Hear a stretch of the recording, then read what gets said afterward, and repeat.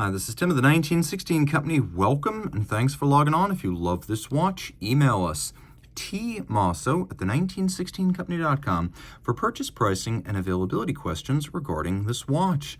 Today we discuss a long-running but rarely seen Patek Philippe Nautilus variant.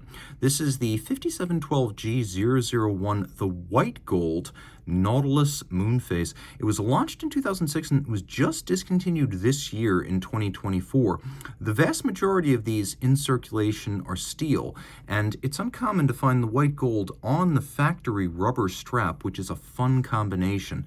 The watch is also quite easy to wear, more like a 5711 or a 5811 than the annual calendar or the chronograph models. It's still quite compact, light, wieldy. Well, as light as a white gold watch can be.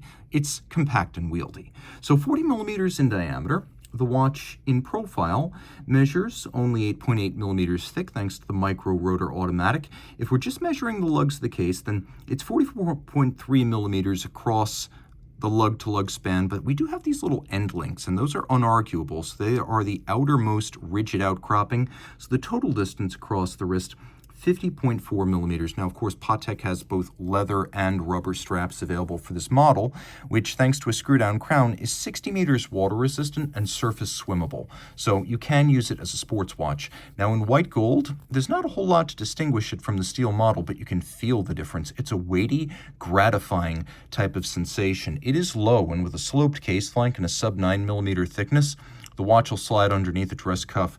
My wrist is 16 centimeters in circumference, and you can see each side of the case far inboard of the edge of my wrist down the barrel. I could recommend this watch for a wrist as small as 14 centimeters circumference. Over the top always exaggerates the width of the watch, but you can see it still fits from that angle. Now, from a distance, even at fairly close inspection, Patek does a really good job of selling its rubber strap as a piece of leather. You can see both sides, it's just colored rubber, but it does look like it's made of leather, and it even has a skeuomorphic stitch, though strictly speaking, one is not exactly necessary for this unitized piece of polymer. We do have a strap fixed to the case using resolute methodologies, and if you take a look at the underside, you can see that all of this is fixed together by a relatively complex system of bars and set screws, so it's going to stay on the wrist once it's there. Then we have a matching white gold buckle. You can see it's a double fold. One side closes, the other side, which features a trigger release mechanism, closes on top of that, and it's going to stay closed until you press both of these triggers at the same time. So it's appropriate to a sporty watch. It will keep the watch well anchored. The timepiece, of course, featuring the distinctive case design first proposed by the creator, Gerald Genta, for the first Nautilus in 1976, and Patek Philippe seems to know to leave well enough alone, as aside from the construction method, very little has changed from the actual shape of the original to this watch in the present. So you can see we do have a little pusher adjuster. In order to be making corrections to the calendar displays, we use these little flanking pushers.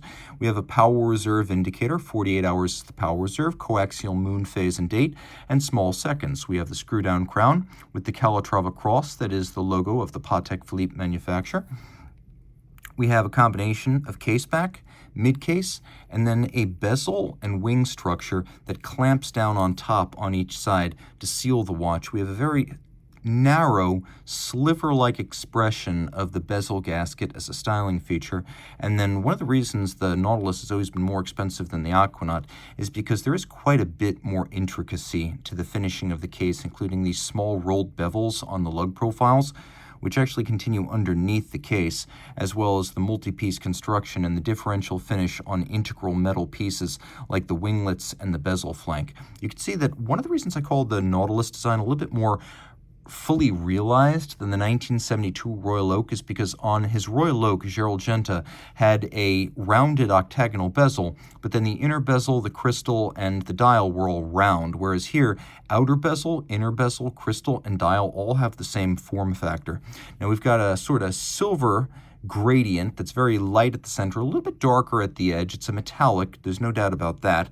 And then we have this lateral striping or striation that's long time been a feature of the Nautilus models. You always know you're looking at a 5712 rather than a 3712 because there's no index at 7 and the 6 has been slightly scalloped by the date ring. Hands as well as indices are white gold, so they won't tarnish or oxidize over time. And you can see sufficient luminescence that it's not hard to read in the dark. Now the watch is automatic winding, but if you want to see the power reserve indicator accelerate, you can wind the watch manually, and the hand will quickly traverse the power reserve scale up at 10:30 on the dial. It is fun to play with, and I have to admit that. On the reverse side, we have a movement that first bowed in 1977. It's the 240, and you can see that this movement here features the 2006 to mid-2009 Geneva seal. So these watches that were made from mid-2009 back to the origin of the 5712 in 2006, they have the Geneva hallmark. Examples that were made from mid-2009 all the way to the discontinuation in 2024, they feature the Patek Philippe seal. There is no difference in quality. I think it's just a matter of which one you prefer. I like the nostalgia of the Geneva seal. 22-karat micro rotor, automatically winding, a 48-hour power reserve, which beats away at 3 Hertz. We have a free-sprung Gyromax style balance for precise setting and shock resistance. 5-position adjustment, it's what you get on high horology and chronometer watches by and large. It's a 29-jewel setup. And you can see that the decoration from the beveling to the striping to the engine turning on the base plate, the black polishing of the screws, the polishing of the little peg heads that locate the bridges, and the beveling of the interior of the jewel sinks, it's all quite attractive and lives up to the legend of both Patek Philippe and the Poisson de Genève. So this is a fascinating watch and deeply appealing. It was in fact sold in 2009. We know it was a 2006 to mid-2009 manufacture because of the Geneva hallmark. Lots to love about this watch, now fully discontinued in all of its forms. The white gold 5712 is an acknowledged collector's piece, and on the rubber strap, perhaps its most versatile iteration. Reach out to Team Mosso at the 1916company.com for purchase and pricing details.